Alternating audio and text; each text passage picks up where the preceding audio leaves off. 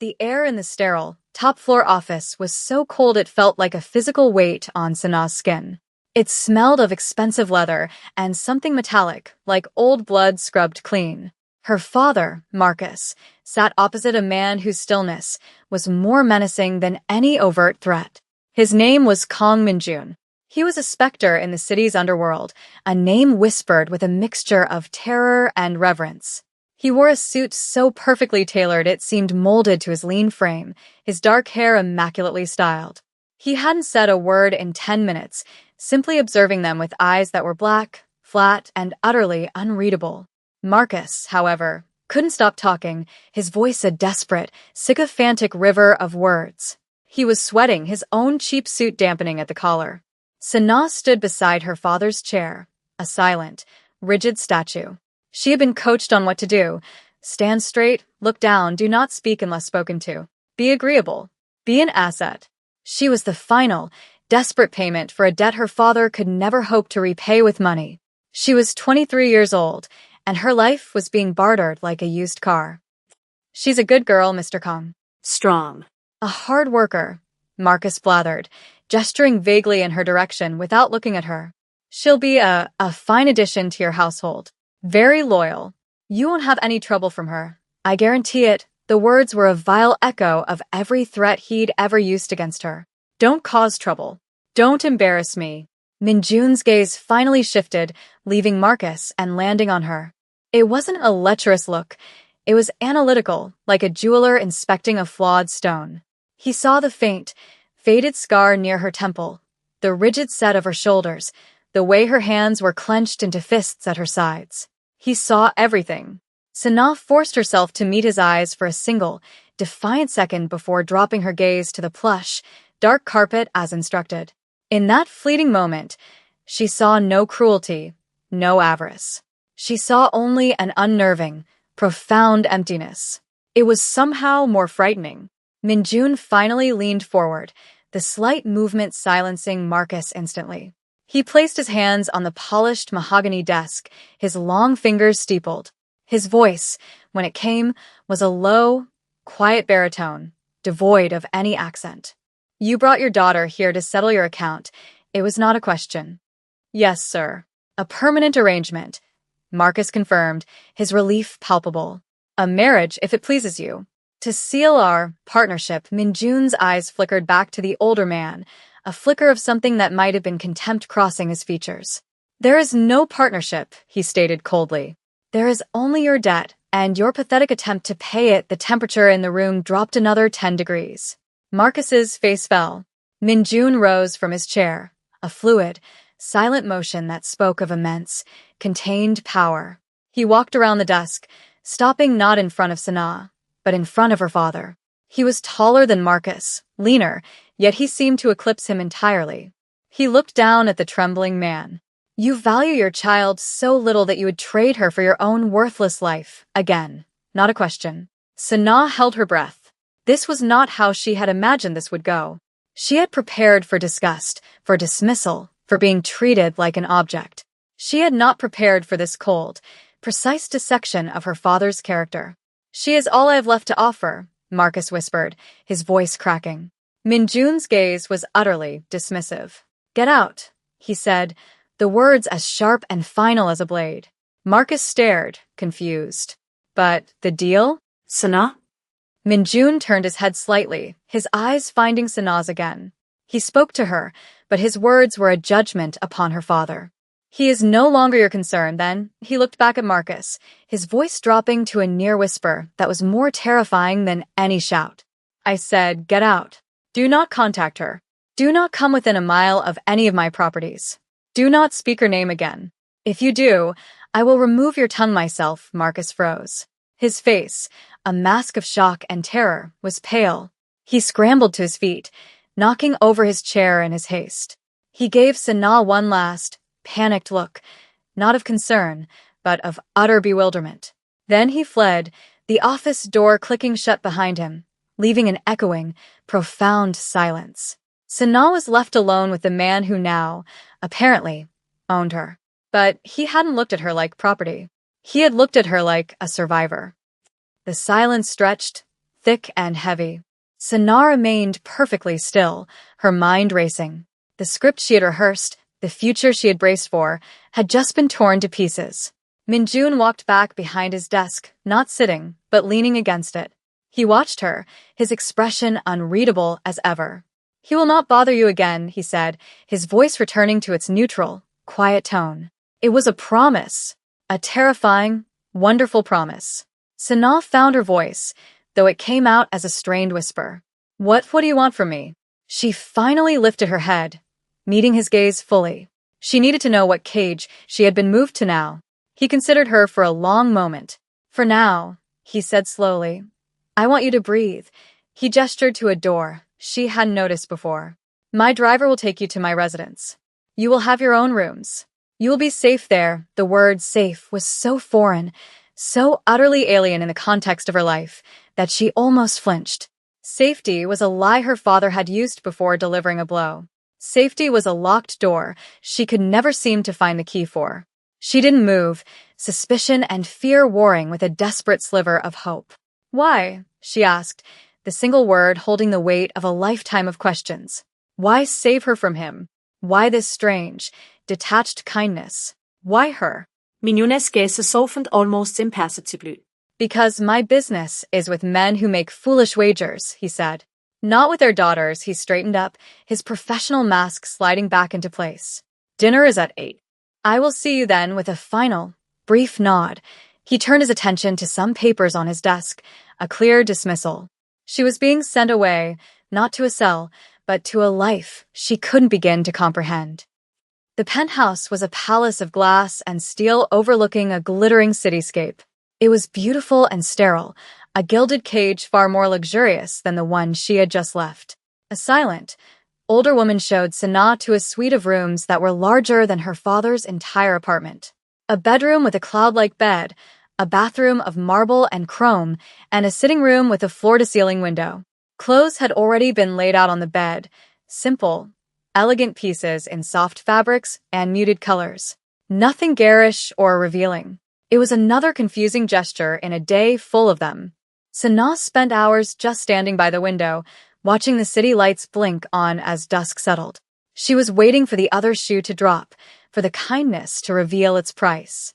When a soft knock came at her door precisely at 8, she tensed. It was the same housekeeper.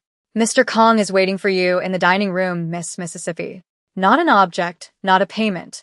Mississippi. The dining table was long enough for 20, but it was set for only 2, at one end. Minjun was already there, standing as she entered. He had changed from his suit into a simple black sweater and dark trousers. He looked younger, less like a crime lord and more like a man at rest in his own home. He pulled out her chair for her, a gesture of old-world courtesy that felt jarringly gentle. They ate in near silence. The food was exquisite, but Sana could barely taste it. She watched him, trying to piece together the puzzle of this man. He ate with a focused, deliberate grace. He wasn't ignoring her. His awareness of her was a palpable presence in the room. But he didn't press her, didn't force conversation. "Is the food to your liking?" he asked finally, his voice cutting through the quiet clink of silverware. Sana jumped slightly. "Yes." "It's very good. Thank you. If you have other preferences, you need only tell the cook," he said simply. Her father had never asked her what she liked. He'd given her whatever was cheapest, or whatever scraps were left. "I don't have any," she replied automatically, the old habit of making herself small and undemanding dying hard. A flicker of something crossed his face. He didn't comment on it. Instead, he changed the subject. "There are books in the library. A media room. An art studio if you have any interest." He was offering her things to do. Hobbies. As if she were a guest. As if this were normal. "What are the rules?" she asked, her voice blunt. She needed to know the parameters of this new prison. He set his fork down, giving her his full attention. "You are not to leave the building without my knowledge. For now, that is for your safety. My enemies are not considerate." The implication was clear. "You'll be treated with respect by my staff. If anyone fails in this, you will tell me." He paused, his gaze intense. "And you will not be expected to do anything that makes you uncomfortable. This is not a transaction, Sana. It is a sanctuary." He used her name for the first time. It sounded different in his mouth. Not a curse, not a summons, but just a name. A name belonging to a person. A tear she hadn't realized was forming slipped down her cheek. She wiped it away furiously, embarrassed by the show of weakness. He pretended not to see it. He simply picked up his fork and continued eating, giving her the space to compose herself. In that moment, a tiny seed of trust was planted in the barren ground of her heart. In the weeks that followed, a strange, quiet routine settled over them. Sanaa explored the penthouse, a vast, silent world of art and luxury. She discovered the library and lost herself in books she'd never had the chance to read. She found the art studio and, with hesitant hands, began to sketch, a talent she'd buried long ago. Minjun was a constant, steady presence. He left early in the morning and returned late in the evening. They always had dinner together. Their conversations started small. He would ask what book she was reading. She would ask about a painting on the wall. He learned she had a deep, academic interest in botany, a dream she'd abandoned to work 2 jobs to support her father's habits. The next week, an entire corner of the large, sun-drenched living area began to transform. Workmen arrived, installing planters and irrigation systems. Then came the plants. Rare orchids, delicate ferns, lush tropicals she had only ever seen in textbooks. He was building her a garden in the sky. He never mentioned it directly, simply gesturing to it one evening. "I thought this room could use more life," was all he said. Sanaa was speechless. It was the kindest thing anyone had ever done for her. She began to spend most of her days there, tending to the plants, her hands in the soil. It was grounding. It was hers. She also learned to read him. She saw the tension in his shoulders when he came home after a difficult day. She noticed he favored his left side when an old injury flared up. He never spoke of his work and she never asked. But she started leaving a cup of calming herbal tea on the table for him when he came home late, a silent gesture of care. He would nod his thanks, his eyes conveying a gratitude that his words never did. The fear she'd once felt in his presence had slowly, imperceptibly, morphed into a feeling of profound safety. He was the most dangerous man she had ever met, yet she was safer with him than she had ever been in her life. This paradox was the foundation of their strange, evolving relationship. Trust was being built not with words, but with quiet actions, with shared silence, with the unspoken understanding that they were 2 lonely people in a glass tower, finding solace in each other's company. The past shattered her newfound peace one rainy Tuesday afternoon. A package arrived for her. It was small, nondescript. The doorman, a polite but imposing man named Mr. Choi, brought it up personally, his face grim. "This was left for you at the front desk." Miss Sanaa's blood ran cold. Minjun's security was absolute. Nothing got into this building without his approval. She opened it with trembling hands. Inside was a single, wilted black rose and a note written in her father's spidery scrawl. "He can't keep you locked up forever. You still owe me." A wave of nausea washed over her. The cage she had escaped was trying to drag her back. The familiar, suffocating fear returned, choking the air from her lungs. She was standing in her conservatory, the note crushed in her hand, when Minjun came home. It was hours earlier than usual. He took one look at her ashen face and the crumpled paper in her fist, and his entire demeanor shifted. The calm, controlled man was gone, replaced by something cold and lethal. "What is it?" he asked, his voice dangerously low. She couldn't speak, simply holding out the note. He read it, his expression turning to stone. The muscle in his jaw clenched. He took out his phone and made a call, speaking in rapid, harsh Korean. The words were unintelligible to her, but the tone was unmistakable. It was the sound of a death sentence being passed. He hung up and looked at her, his dark eyes searching hers. "He found you," she whispered, her voice trembling. "He will not get near you," Minjun stated, the words an unbreakable vow. He stepped closer, his instinct to reassure warring with his rigid control. He didn't touch her, but his proximity was a shield. "I will handle this. I give you my word. He will never be a threat to you again." He left a few minutes later, flanked by 2 of his most trusted men. Sanaa watched from the window as his black car sped away into the rain-slicked night.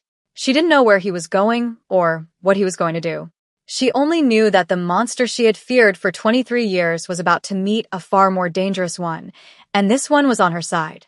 The thought terrified her and, to her shame, brought her a profound, gut-wrenching sense of relief. She waited up all night, tending to her plants under the soft glow of the grow lights, her hands shaking. He returned just before dawn, the sky outside turning a bruised purple. He looked tired, his perfect suit slightly rumpled. There was a small, dark stain on the cuff of his white shirt that she tried not to look at. He came to stand beside her in the conservatory, the air thick with the scent of damp earth and blooming jasmine. He looked at her, his face weary but his eyes clear.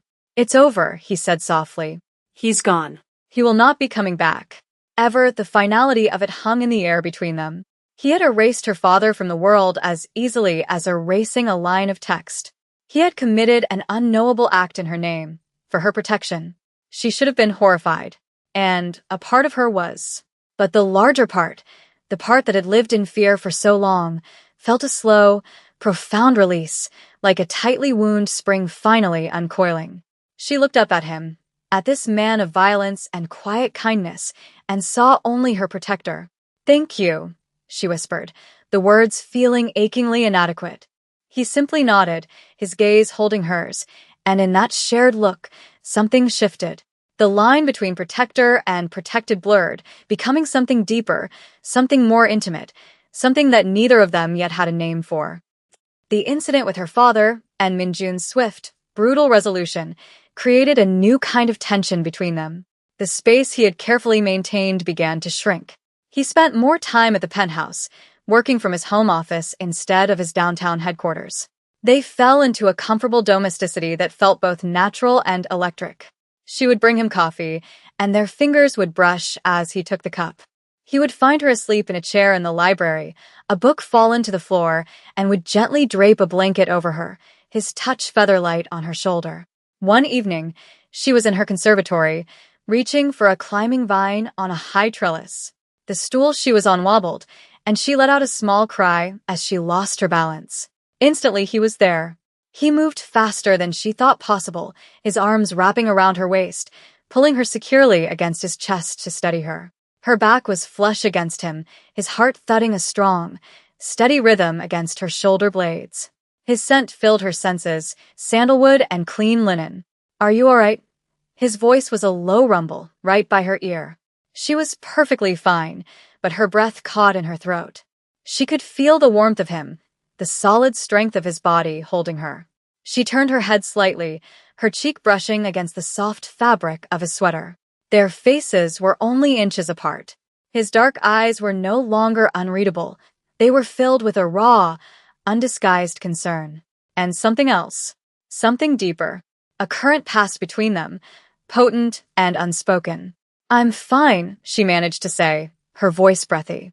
His grip on her waist didn't loosen. His gaze dropped to her lips for a fraction of a second before returning to her eyes. The air crackled with unspoken questions. He was a man of absolute control, but in that moment, she saw a flicker of something vulnerable, something hesitant.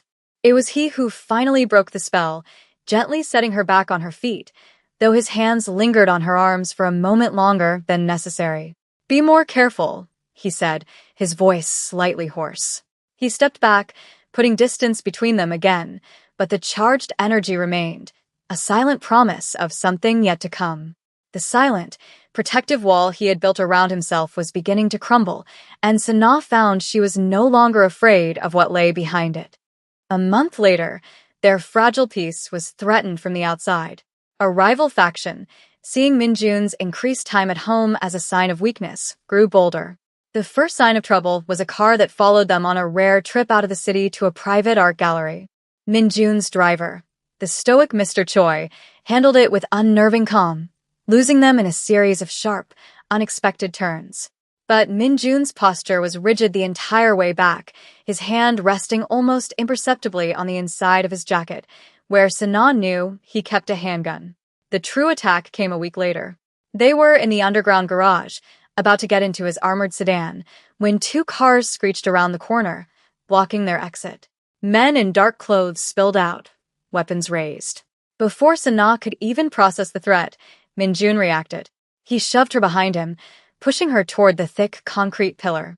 "Stay down," he commanded, his voice a whip crack of authority. He drew his own weapon with a fluid grace that was terrifying to behold. The next 30 seconds were a cacophony of shouts and deafening gunfire. Sanaa huddled behind the pillar, her heart pounding against her ribs. She peeked out once and saw him, a blur of motion, moving with a lethal precision that was both horrifying and awe-inspiring. He was not just a businessman. He was a warrior. When silence fell, heavy and ringing, Minjun's men had neutralized the threat. He came to her immediately, holstering his weapon as he knelt in front of her. His face was grim, his eyes scanning her for any injury. "Sanaa?" "Are you hurt?" he asked, his voice strained with urgency. She shook her head, unable to speak. He reached out, his hand cupping her cheek, his thumb gently stroking away a smudge of dust. His touch was incredibly gentle, a stark contrast to the violence she had just witnessed. In the aftermath, back in the pristine safety of the penthouse, the adrenaline faded, leaving them both shaken. He had a shallow graze on his forearm, a thin line of red against his skin. She insisted on cleaning it, her hands surprisingly steady as she dabbed at the wound with antiseptic.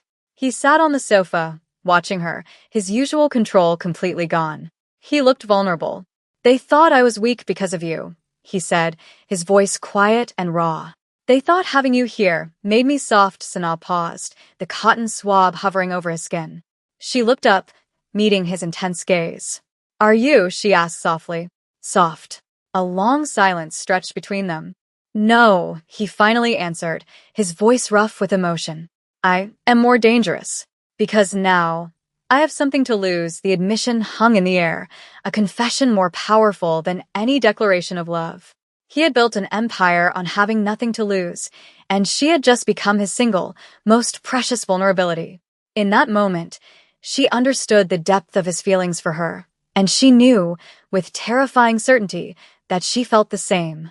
That night, neither of them slept. They ended up by the floor-to-ceiling windows, the city lights a silent, glittering audience below.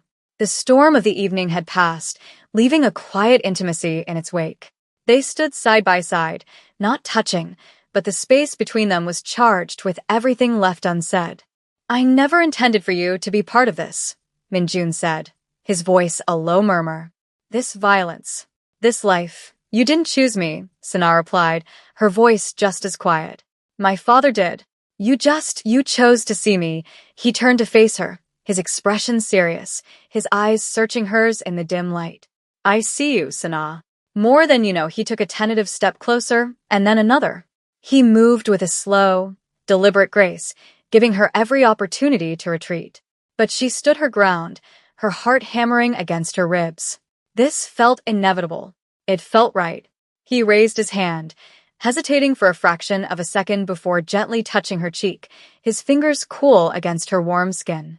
His thumb traced the line of her jaw, a feather-light touch that sent a shiver through her. "You have brought a quietness to my world that I never knew was possible," he whispered, his voice thick with emotion. "You've made this empty place a home." Tears welled in her eyes, tears not of sadness, but of a profound, overwhelming gratitude.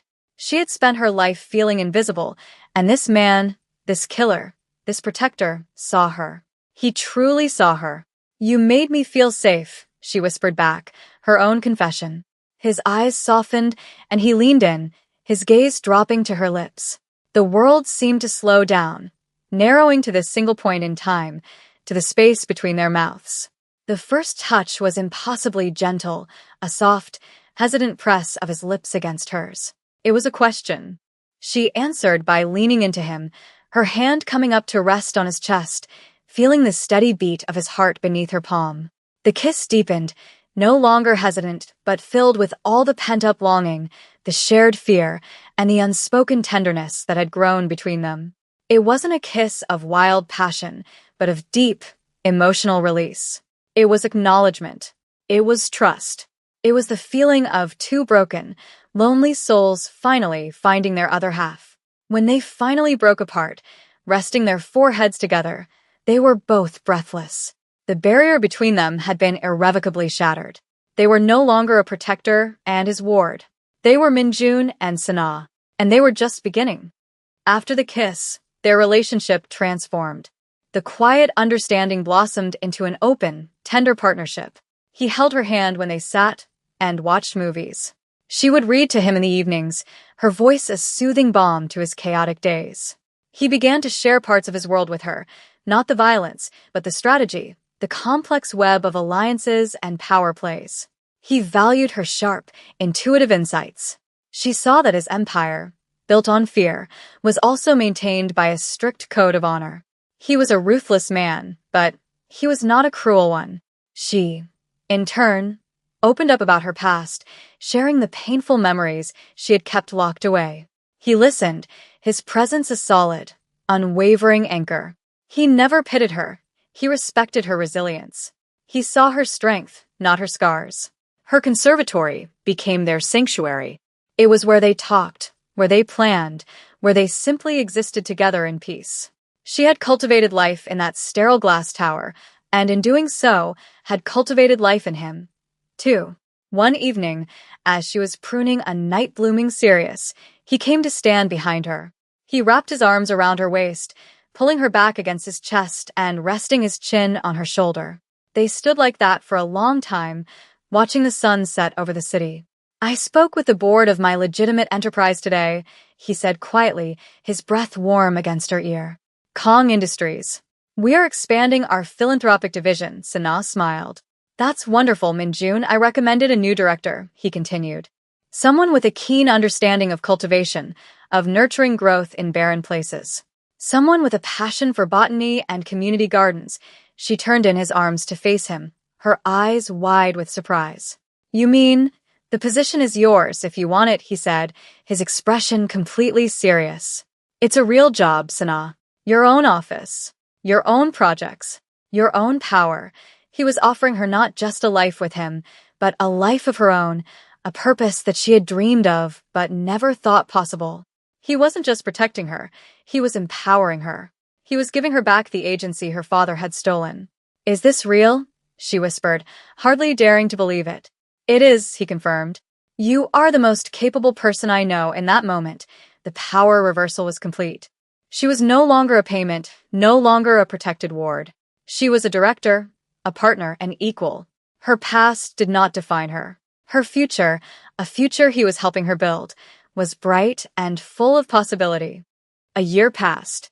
Sana thrived in her new role, launching urban garden projects in underserved neighborhoods. She was brilliant, passionate, and respected. Minjun watched her with a quiet, profound pride. Their love had deepened, settling into a comfortable, unshakable bond. They were a team, navigating his dangerous world and her burgeoning professional one with mutual respect and unwavering support. The threats from his rivals had faded, his position more secure than ever, solidified by a partner who gave him a reason beyond mere survival. One cool autumn evening, he led her not to the dining room, but to her conservatory. The space was filled with dozens of flickering candles, their soft light dancing off the lush green leaves. In the center, a small table was set for two. "What is all this?" she asked, her voice filled with delighted surprise. He smiled, a rare, full smile that transformed his face. He took her hands in his. "Sana," he began, his voice losing its usual controlled edge, becoming softer, more vulnerable than she had ever heard it. "A year ago, you came into my life as a debt. But you became my greatest asset. Not because of any value you offered my business, but because you gave value to my life." He squeezed her hands gently. "You are my peace, my strength, and my conscience. The thought of a future without you in it is no future at all." He released one of her hands and reached into his pocket, pulling out a small, velvet box. He opened it to reveal a simple, elegant ring with a single, perfect diamond that shone like a captured star in the candlelight. He didn't kneel. He stood before her as her equal. "I am not asking you to be a Mafia wife," he said, his voice earnest. "I am asking you to be my wife, my partner in all things. To build a life with me, a real life, filled with gardens and books and quiet evenings. Marry me, Sana." Tears streamed down her face, but they were tears of pure joy. Her answer was not one of obligation or gratitude for her safety. It was a choice made freely by a woman who was whole and strong and deeply in love. Yes, she breathed. Yes, mignon. I will marry you. He slid the ring onto her finger, a perfect fit. It wasn't a shackle or a mark of ownership. It was a promise, a symbol of a partnership forged in the most unlikely of circumstances, a love that had grown in the dark and blossomed into something beautiful and strong. Their wedding was a small, private affair, held right there in their conservatory, the place where their love had truly taken root. There were no business associates, no underworld figures. The only guests were Mr. Choi and the elderly housekeeper, who had become like family. Sana wore a simple, elegant cream-colored dress. Minjun wore a dark gray suit, but he looked at her with such open adoration that his formidable aura was completely replaced by that of a man deeply in love. They exchanged vows they had written themselves, quiet words filled with promises of partnership, respect, and unwavering support. When he slid the simple gold band on her finger to join the engagement ring, he leaned in and whispered, "My sanctuary," she smiled, her heart full. "My protector," she whispered back. The ceremony was followed by a quiet dinner, filled with soft laughter and easy conversation. Later, they stood by the window, looking out at the city that had once been her prison and was now her kingdom. She leaned her head against his shoulder, his arm wrapped securely around her. She thought of her father, a distant, frozen memory of a man. He had tried to sell her, to erase her. He had handed her over to a man he thought was a monster, hoping to see her broken. But he had failed. The monster had turned out to be a savior. The cage had become a home. The payment had become the most precious thing in his life. The man her father feared had given her everything her father had denied her: safety, respect, agency, and a love so profound it had reshaped her world. She was no longer Marcus's broken daughter. She was Sana Kong, a woman of power and purpose, and the cherished wife of the man who had seen the queen hiding inside the pawn.